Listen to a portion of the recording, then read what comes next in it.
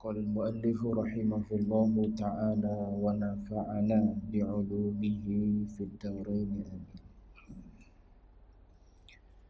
Dan bermula sebab bagi lalai daripada mati itu panjang angan-angan, dan sebabnya kasih akan dunia dan jahil. Tuan-tuan muslimin muslimat sedang jemaah yang dirahmati Allah sekalian, alhamdulillah, pertama dan selama-lamanya kita panjatkan puji syukur pada Allah dan izin taufik hidayah Allah Ta'ala jua pada malam ini kita sambung bacaan kitab Penawar Bagi Hati. Kita berada pada bab yang terakhir pada menyatakan ingat akan mati. Ada lebih kurang satu lai lagi, 100 muka surat. Kita berada di muka surat 98. Malam ni dia nak sebut pada kita sebab bagi lalai. Maknanya sebab yang menjadikan kita ni tak ingat kepada mati. Bila kita tahu sebab, maknanya kita cuba rungkai di sebab tu. Bila kita rungkai di sebab, maka kita akan jadi orang yang ingat pada mati. Sebagaimana kita tahu, kita ni kalau pagi-pagi minum Milo akan sakit perut. Maknanya minum Milo tu adalah sebab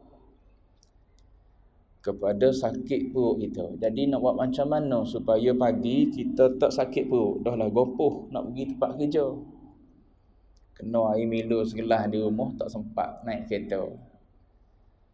Maka kita rungkai di sebab tu. Jangan minum air Milo, minum air Riciamo. Ada ke pagi-pagi? Tak ada dia pagi-pagi. Cuma nak sebutnya minum kopi. Kalau kopi perut kita tak ada masalah. Tapi kalau Milo, jawab dia ada masalah. Maka rungkai di sebab. Sebab tu dia datangkan sebab di sini. Supaya kita tahu, andai kita punya sebab tak ingat pada mati ni kerana panjang angan-angan, maka lawan pada panjang angan-angan tu pendekkan angan-angan kita. Lepas tu angan-angan sini ni maksud dia ialah angan-angan kosong.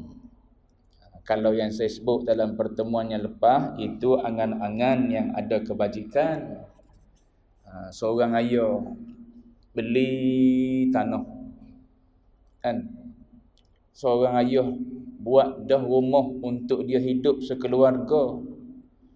Tapi kalau ada duit, dia beli tanah pula. 1 lot, 2 lot, 3 lot. Dibilang anak dia ada berapa orang. Angan-angan dia ialah bila anak dia besar nanti, tak payah dah fikir untuk beli tanah nak buat rumah.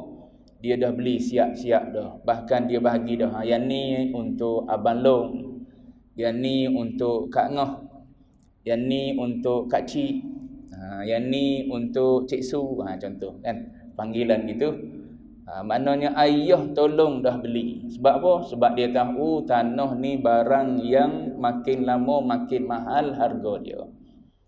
Anak-anak tak tahu lagi nak kerja apa, duit sebanyak mana nanti akan datang, mampu ke tak mampu nak beli tanah. Jadi ayah ni berangan-angan tu. Jadi angan-angan yang macam tu tak termasuk dalam angan-angan kosong. Bahkan apa yang si ayah buat tu adalah kebajikan untuk anak dia. Maknanya tidak sia-sia apa yang dia buat tu. Pahala Allah Ta'ala beri kepada dia atas ikhtiar usaha dia supaya anak dia nanti senang untuk hidup. Jadi kalau yang macam tu, angan-angan yang macam tu tak ada masalah. Ni angan apa ni? Ini angan dipanggil angan-angan kosong. Nak masuk syurga? Nak. Tapi ngaji pun dah. Macam mana nak tahu jalan nak masuk syurga kalau ngaji pun tak? Ngaji pun tak pernah hadir, tak pernah duduk dalam majlis ilmu. Macam mana nak tahu jalan menuju ke syurga? Kalau nak tuju satu-satu tempat atas muka dunia ni pun kita perlu orang tunjuk manual dia. Kena tanya Datuk Wazir kan, kalau kita nak pergi satu-satu tempat, buka telefon kita, tanya Datuk, kita nak pergi ke Sentul ni. Datuk pun bagi tahulah pada kita, turn right, kita pun ikut dia. Dia siap tunjuk, ni jalan paling ringkas sekali, paling pendek sekali, percaya kita pada dia. Quran cerita tak baca, dah macam mana nak pergi ke syurga? Hadis duk cerita jalan dia, kita tak baca juga. Bukan setakat baca, dengar pun tak nak. Dengar orang cerita Quran, panah punggung kita. Dengar orang baca hadis, panah perut kita. Itu. Mula ada orang nak mengajar, balik itu. Mesti aku kena kalau dengar mengajar. Betul, memang nak suruh kena. Kena tu lah bagus, tak kena dia galik lena. Kena sekali-sekala atas kepala, tak apa. Barulah kita tersedar dan terjaga. Macam Tuan Guru Syekh Nuruddin Al-Banjari.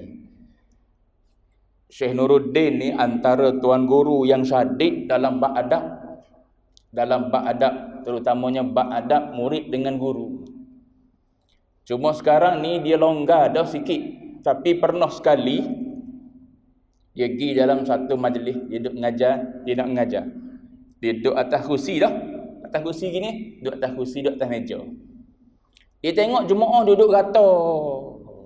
Itu bukan adab talibul ilmi. Ada yang duduk ujung sana, duduk nyanda sana, macam-macam lah. Kan? Maklum lah.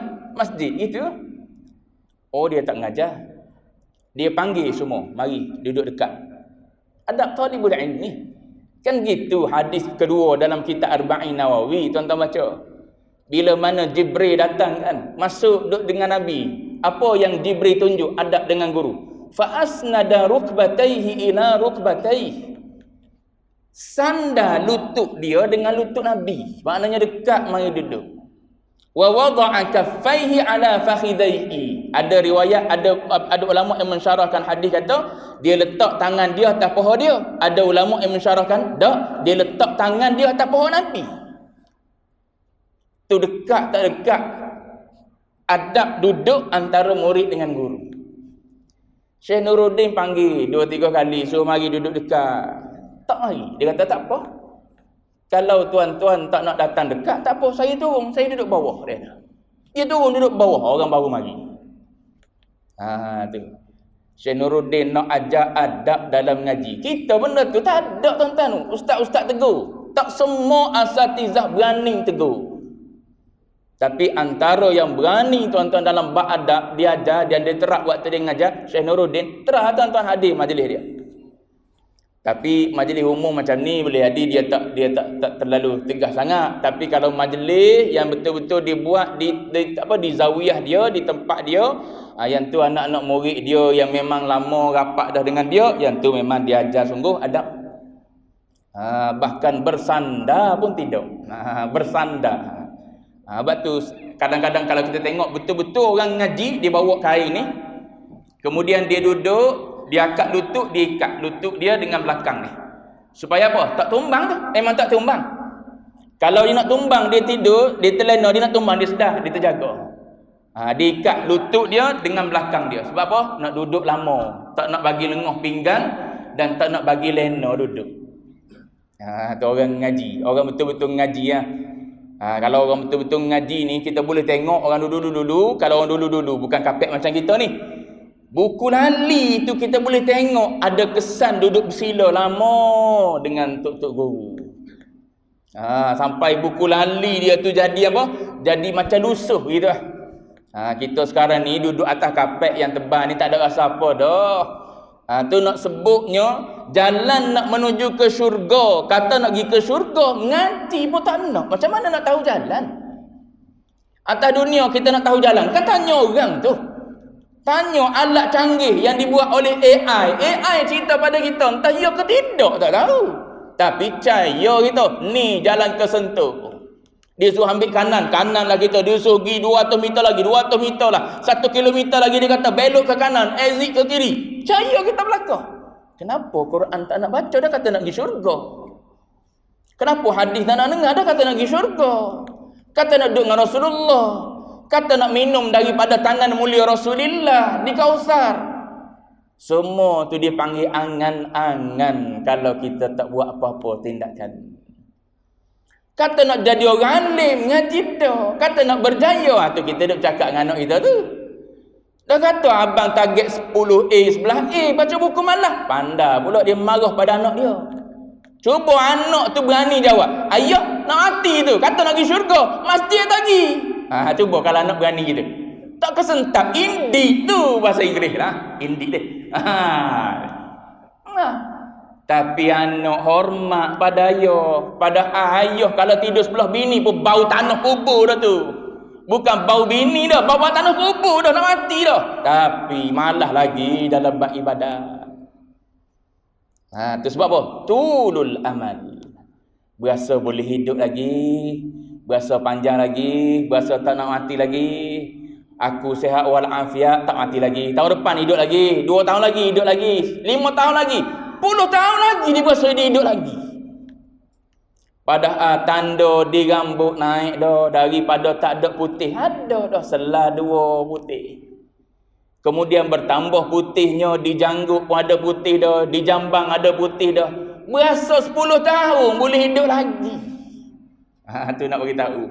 Tulul amal. Dah lah berasa 10 tahun hidup. Lepas tu tak ada pula nak beramal ibadah. Tak ada nak pergi cari, nak betul amal ibadat. Semalam ada seorang jemaah.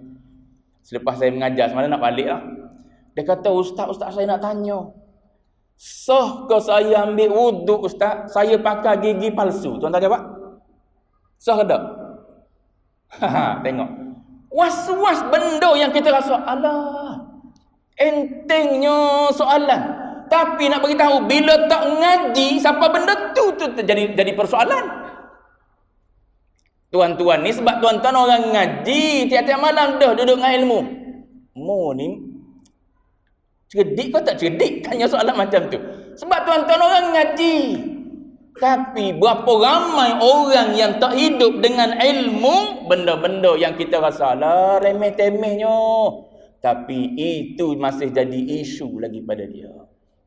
Tuan-tuan bayang kalau benda yang melibatkan sah batal. Kalau benda yang melibatkan sah batal, kemudian dia tak dalami pula persoalan sah batal tersebut, dia berasa sah padahal batal. Macam mana dia hidup? Tanya dia nak ke syurga? Nak ke syurga. Tapi amal ibadat batal semua sekali. Macam mana nak ke syurga? Sebab tu ngaji fiqh, nak suruh sah amal ibadat pada zahir. Ngaji pula tasawuf, nak suruh qabul pada pahala. Tu pagar amal ibadat kita dengan tasawuf, supaya tak ada riya, tak ada ujub, tak ada sum'ah, tak ada takabur. Maka fiqh kata semayang tadi sah, tasawuf kata semayang engkau cuci daripada segala mazmumah, qabul di sisi Allah. Fiqh kata sah, tasawuf kata semayangmu tak ikhlas lagi. Sah pada fiqh, qabul pahala tak ada.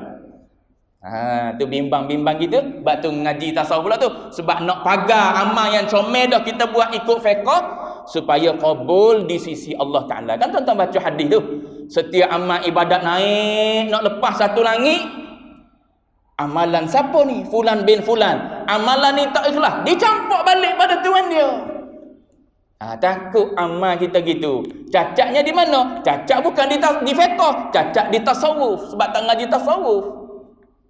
Dalam tasawuf bicara bab ikhlas, dalam tasawuf bicara bab hati, dalam fiqh tak bicara bab hati, bicara bab zahir, bab rukun, bab syarat.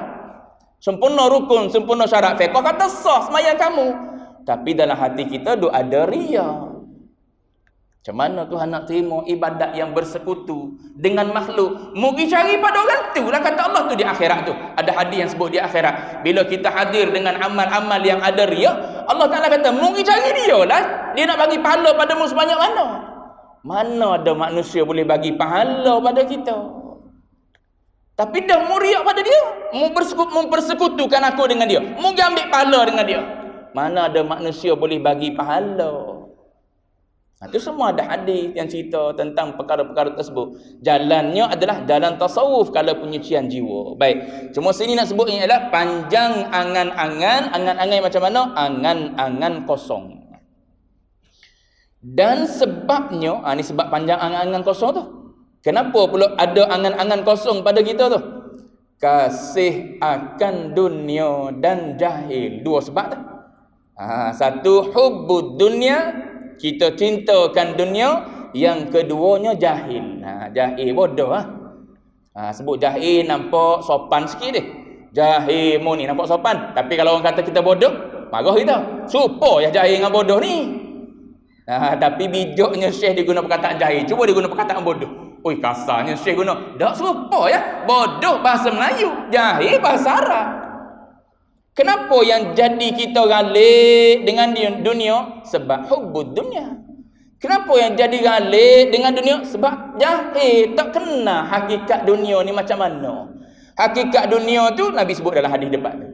Dunia ni adalah ibarat engkau duduk sebagai orang dagang je.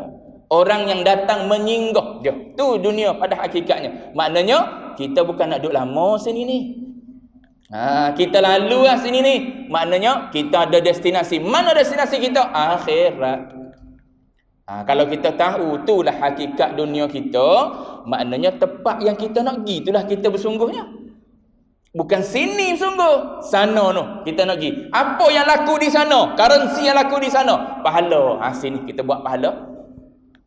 Sebab yang laku di sana pahala, bukan yang laku di sana dosa. Ataupun kita pergi dalam keadaan kita tak bawa apa-apa amal, tak laku di sana. Tak jadi berjaya kita kalau kita tak ada amal di sini untuk kita bawa ke sana. Maka rugi kalau macam tu. Habis umur 40, 50, 60 tahun Allah Ta'ala bagi duduk dalam keadaan tak cipta pahala untuk akhirat. Rugi sangat-sangat lah. Tak payah buat dosa lah. Tidur ya, kerja-kerja tidur ya. Rugi banyak dah. Kalau sehari tidur 8 jam, kira sehari tidur 8 jam kali dengan umur katakanlah 63 tahun, kali berapa jam kita tidur sepanjang usia 63 tahun kita. Start daripada balik je, tak payah kira daripada kecil. Kecil memang suruh tidur. Start daripada 15, umur 15 sampai 63 tahun, 8 jam sehari kita tidur. Kira berapa jam? Sia-sia lalu tu. 8 jam sia-sia tu. Kita tidur memang tak ada zikir dah, memang tak ada ingat pada Allah Ta'ala dah, kita tidur 8 jam kali 63 tahun. Tuan-tuan tahu bijak matematik berapa jam jadi? Berapa tahun jadi? Maknanya bertahun rugi usia kita. Tu tak kira masa kita duduk dengan kawan-kawan lagi, buang kosong lagi, tambah dengan dosa pula lagi, tengok telefon lagi, tengok cerita lagi. Tu galik semua sekali tu. Waktu ngaji 30 minit ya. Bunyi jam klik, tuan-tuan tengok jam dah. Ustaz bila nak berhenti ustaz? Bila nak berhenti ustaz? Tengok. Sebab tu banyak masa kita boleh jadi habis dengan perkara yang sia-sia. Orang yang hidup dalam masa yang sia-sia ni sebab apa? Satunya kerana cintakan dunia. Yang keduanya sebab bodoh. Sebab kita sendiri jahil, kita sendiri tak bijak, kita sendiri tak cerdik. Baik. Sabda Rasulullah sallallahu alaihi wasallam bagi Abdullah bin Umar radhiyallahu anhuma, ni anak anak Umar bin Al-Khattab. Nabi pegang bahu Abdullah bin Umar. Dalam hadis ini Nabi pegang bahu Abdullah bin Umar. Nabi letak tangan atas bahu Abdullah bin Umar. Abdullah bin Umar ni sahabat kecil. Usia dalam belasan tahun dia. Tapi tengok Nabi bercakap dengan anak kecil tu, Nabi cerita akhirat dah. Kita tak bercakap dengan anak kita apa berkaitan dengan akhirat, pahala, tak payah buka kita. Bagi tahu dia ada pahala, ada dosa. Ada dunia, ada akhirat, ada syurga, ada neraka. Abang jangan buat macam ni, berdosa. Bagi tahu gitu dia. Ni dak, jangan buat macam ni, ayah marah. Ayah marah sebab ayah ada ya, ayah tak ada orang marah. Bagi tahu dia jangan buat macam ni, berdosa. Kalau berdosa masuk neraka, Tuhan marah. Tu akhirat, bawa akhirat. Tu mindset masuk dalam kepala dia. Bukan bawa pada dia, nanti cikgu marah, nanti warden marah, nanti polis marah. Tak ada polis, merempit. Bagi tahu dia, merempit ni mati, bunuh diri jawab dia. Gitu. Bunuh diri jawab dia, masuk dalam neraka lah, bagi tahu dia. Gitu. Baru dia tahu, rupa-rupanya merempit ni bunuh diri. Gitu contoh-contoh tuan contoh. Barulah dia tahu, ingatkan bunuh diri ni 7 bangunan saja. Ingatkan bunuh diri ni orang yang cekik diri sendiri, letak di tali gantung tu je. Merempit pun bunuh diri juga. Baru dia tahu. Kalau bunuh diri tak nak buat aku. Sebab apa? Masuk neraka, dosa besar. Tu kait dengan akhirat, Bukannya cerita bab agama ni kena buka kitab barulah ngaji. Sebab dah. Sahabat-sahabat bukan mengaji melalui kitab dengan Rasulullah. Tak, duduk dengan Nabi. Tu perpindahan apa yang ada di Rasulullah kepada para sahabat bukan melalui kitab, dada ke dada. Kalaulah melalui kitab dia ilmu ni berpindah, jawab dia zaman Rasulullah kena dedah kitab. Maknanya Rasulullah orang paling banyak sekali menulis kitab. Sebab apa? Nak baca kepada para sahabat. Dah duduk dengan Nabi, ilmu pindah, takwa pindah, iman pindah daripada dada ke dada. Duduk dengan orang soleh, kita akan jadi soleh. Paling-paling tidak, kita tak soleh, kita akan tinggal benda tak soleh kita. Malu aku nak buat kalau duduk dengan ustaz. Malu nak buat tu tak apa dah. Ajar mula-mula sekali, malu nak buat benda tak cantik pada agama. Tak apa. Nanti lama-lama kita tiru kebajikan yang ada pada dia pula. Malu nak pergi majlis masyayikh ni sebab apa? Kan dia boleh baca hati aku. Tak apa, pergi dulu. Kita tinggal benda-benda yang tak elok. Hatta dalam hati kita nak su'udzon ke, nak riak ke, kita tinggal tak tepi. Sebab apa? Sebab takut dia tahu baca hati kita. Kan ada kasyaf kan? Kasyaf kan salah satu daripada perkara luar biasa pada adat. Cuma nak sebutnya ialah kita tinggal dulu benda tu, lama-lama kita duduk, kita akan tiru perangai dia. Kita akan ambil akhlak dia. Perkara-perkara yang kita dapat tu lain pula dipanggil. Baik, sini kenapa dia kata hadis daripada Abdullah bin Umar, Nabi letak tangan atas Abdullah bin Umar, kemudian Nabi baca hadis ni. Kun fid dunya. Cakap dengan anak kecil ni. Ka'annaka gharibun aw 'abiru sabilin. Jadi olehmu. Hadis ni secara khususnya tuju pada Abdullah bin Umar. Tapi secara umumnya tuju pada kita umat. Tu al-ibratu bi umumil lafzi la bi khususis sabab. Kita nak ambil pengajaran daripada Quran ataupun daripada hadis, ambil secara umum makna dia. Walaupun secara khususnya tuju pada Abdullah bin Umar. Nabi duk cakap dengan Abdullah bin Umar ni, kun ni orang mengaji bahasa Arab dipanggil untuk anta.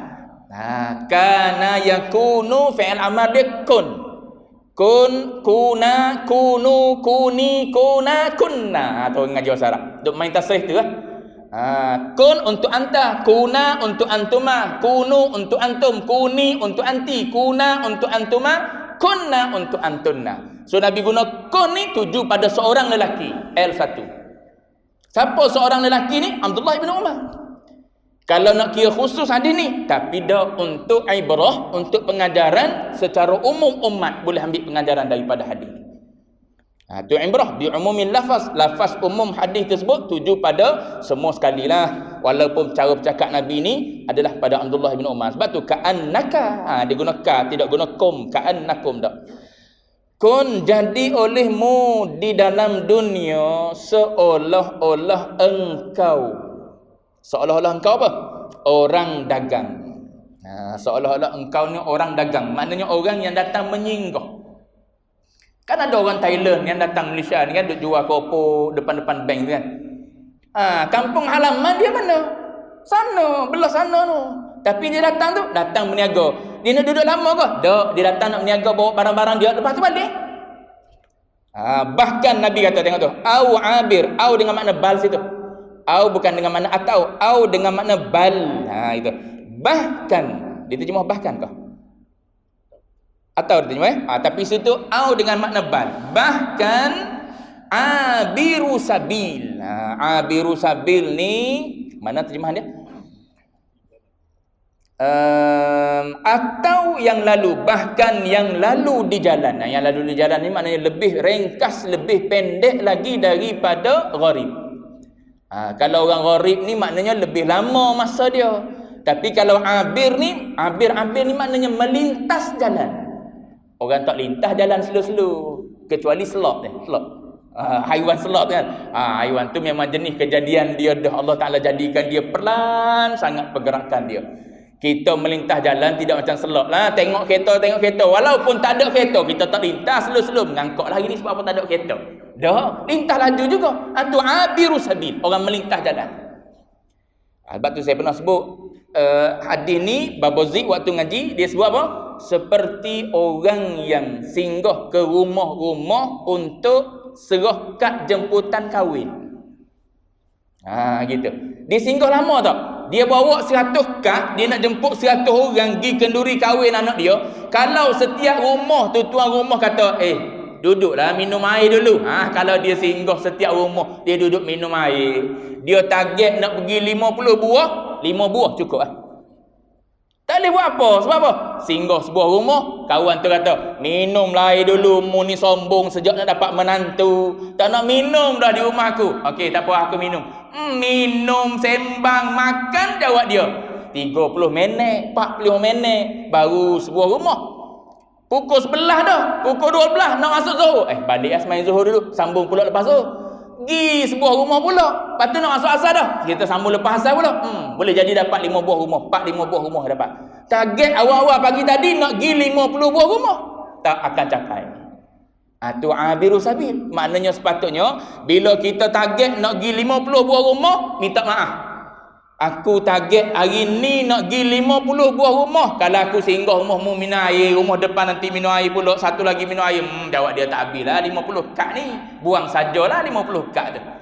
Dah lah tempoh mahal-mahal kad. Maknanya singgah sekejap ambil kad. Kalau ada masa free, datang pada tarikh tersebut. Gi rumah lain, gitu juga. Minta maaf lah tak sempat nak singgah. Sebab apa? Nak gi rumah kedua, ketiga, keempat, kelima, keenam. Yang tu boleh buat 50 sehari. Gitulah ibarat hidup atas dunia ni. Pendek masa.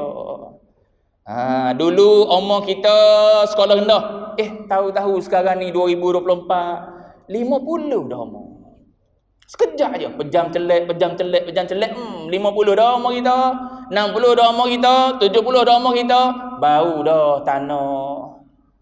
Ada tanda macam-macam dah, bukan setakat putih di rambut, di janggut, di jambang. Belakang pun sakit dah, lutut pun gaut dah, sendi-sendi habis ada gaut dah. Dulu boleh makan elok-elok makanan, sekarang ni ada dah pantang-pantang tak boleh makan tu, tak boleh makan ni dan sebagainya. Tu maknanya makin hampir dengan mati. Kan mati ni ajalim musamma. Tuhan sebut dalam Quran kan. Ajalim musamma. Ajalim musamma ni ajal yang telah dipacak oleh Allah Ta'ala. Berapa umur fulan bin fulan? Allah Ta'ala kata 63. Pacak 63. Kemudian kita yang baru hidup ni diberi nafas nyawa oleh Allah Ta'ala akan berjalan menuju ke noktah tu. Bukan kita menuju dia pergi juga, kita pergi dia pergi. Bukan gitu. Kalau begitu tak apa panjang umur kita. Dah dia tetap situ 63. Kita berjalan. Maknanya setiap kali tahun kita sambut birthday, makin nak mati dah tu. Dah lah bawa kek pada tok-nya. Sebab apa? Tok nak mati dah.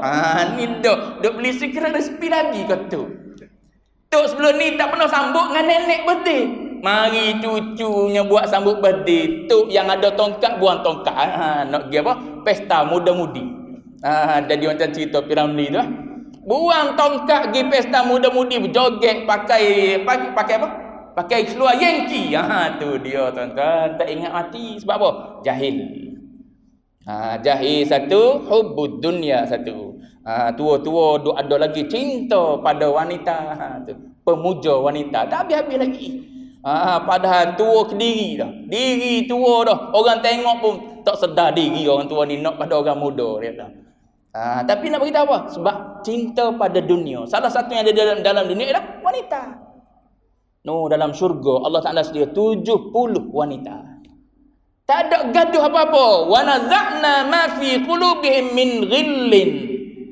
Tuhan cabut daripada hati perempuan yang bergelar isteri kita dan isteri-isteri yang tunggu dalam syurga tu. Sifat cemburu, sifat-sifat yang tak elok, semua sekali tak ada. Allah Ta'ala cabut. Dia boleh duduk aman dalam syurga. Walau 70 bidadari. Walau bini kita ada sekali, tak ada dah gaduh. Target yang dalam sana. Tapi tak boleh. Nafsu dah bagi tahu. Cabut kopiah atas kepala tu. Bila temu dengan orang muda, cabut kopiah atas kepala. Sebab apa? Nak suruh nampak handsome rambut dia, padahal uban penuh atas kepala. Baik, mana tadi? Jadi dunia ni Nabi kata buat macam tu. Sama ada kamu ni rasakan pada diri kamu ni orang yang gharib, orang yang menyinggah je di tempat tadi, kemudian nak balik semula ke destinasi, ataupun engkau ni hanya orang yang lalu sahaja kawasan tersebut, orang yang melintas. Macam kalau dalam fiqh bahid, perempuan boleh tak melintas masjid? Tu dipakai istilah abir tu. Daripada pintu sana ke pintu sana, walaupun dia haid boleh. Yang tak bolehnya masuk keluar pintu sama, tak boleh. Kalau dia kira melintas daripada pintu sini, dia keluar pintu sini, itu dipanggil abir, orang yang melintas dia. Tu walaupun dia dalam keadaan haid, dia boleh melintas. Cuma nak sebutnya istilah abir tu. Maknanya dunia ni ibarat kita lintas, melintasi jalan. Kita melintasi jambatan. Tu cepatnya perjalanan hidup kita atas dunia ni. Baik. Mana tadi? Dan berkata Ibnu Umar radhiyallahu anhuma, ni pun Abdullah Ibnu Umar juga. Yang ni hadis yang kita biasa dengar, cuma dia tak bubuh matan hadis, dia mari dengan makna tu. Apabila engkau masuk pada waktu petang, maka jangan engkau nanti akan pagi. Ni kita duduk di petang ni. Jangan tunggu pagi esok. Nak beramal sekarang. Masa kita sekarang. Masa yang dah lepas jadi history, akan datang misteri, tak gitu? Masa yang dah lepas history kita, itu adalah sejarah dah. Masa akan datang misteri, tak tahu apa yang Tuhan nak catatkan, nak tentukan untuk kita. Habis itu masa kita sekarang. Kita berada pada pukul 8:07 minit. Apa kita nak buat? Buat ibadat. Apa ibadat yang kita sedang buat sekarang? Ngaji agama. Nak suruh kita keluar daripada jahil, faham agama, ibadat kita sah, ibadat kita makin cantik, diterima Tuhan. Pahala belakang ni 30 minit duduk ni. Bukan tu saja, duduk ni sebab apa? Nak berimpun dengan tuan-tuan orang-orang soleh. Tengok wajah tuan-tuan, semua wajah-wajah yang mendatangkan pahala pada kita. Sebab apa? Tengok wajah tuan-tuan mengingatkan saya pada akhirat saya. Sebab tuan-tuan orang soleh, tuan-tuan ahli ibadat. Saya tengok tuan-tuan teringat mati, tengok tuan-tuan teringat malakul maut, tengok tuan-tuan teringat syurga, tengok tuan-tuan teringat nak buat amal ibadat serupa. Tu duduk dengan orang soleh. Duduk pula dalam surau, iktikaf pula katakanlah di masjid, iktikaf. Bukan setakat tu lagi, kita duduk pula sambil-sambil berzikir subhanallah, alhamdulillah, Allah akbar. Lisan boleh pahala, tubuh semua boleh pahala. Berapa minit? 30 minit besar pahala. Sambil-sambil tu baca Quran pula, satu huruf Tuhan bayar dengan 10 pahala. Tuan-tuan kenal Grand Mufti Mesir. Grand Mufti Mesir yang datang Malaysia itu. Siapa? Kali Jumaat. Allah tak ingat nama dah. Ahmad Tayyib. Dia datang Malaysia itu. Masa dia datang tu kan, dia kan legasi jemputan daripada negara. Jadi dia datang dengan kapet merah. Dia buat satu kenyataan dalam Facebook dia, tak ada saya baca. Dia kata dia tak nak pun jawatan Grand Mufti ni. Cita-cita dia kata, cita-cita dia ialah dia nak duduk di masjid ataupun di surga, di tempat ibadat, dia nak mengajar manusia Quran. Sebab apa? Sebab dia kata, Nabi kata, khairukum man ta'allamal Qur'ana wa 'allamah. Sebaik-baik kamu ialah orang yang belajar Quran dan mengajar Quran. Dah kalau Nabi declare itu manusia terbaik, sebab apa aku nak jadi orang lain? Tu tengok jiwa orang faham. Nak sebut jiwa orang yang faham satu-satu kalam yang datang daripada Rasulullah. So aku pegang jawatan mufti ni, benda yang jadi tanggungjawab besar yang aku kena hadap depan Allah Ta'ala nanti. Yang terbaik bagi aku, yang aku cita-cita ialah cukup aku duduk di dalam masjid, dalam surau, orang tak kenal langsung aku, tapi kerja aku hari-hari duk ngajar Quran, ngajar Quran, ngajar Quran. Lepas seorang-seorang pandai baca Quran daripada sebab kita.